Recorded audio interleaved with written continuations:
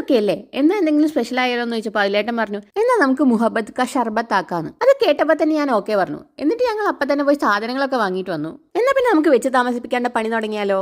വത്തക്കൊക്കെ മുറിച്ച് സെറ്റ് ചെയ്യുന്ന പരിപാടി അതിലേട്ടനെ ഏൽപ്പിച്ചു. മുറിക്കുന്ന കൂട്ടത്തിൽ കുക്കിനൊരു കഷ്ണം കൊടുക്കണേന്ന് പറഞ്ഞപ്പോൾ ദാ കൊടുക്കുന്നു വലിയൊരു കഷ്ണം. ആ ബെസ്റ്റ്.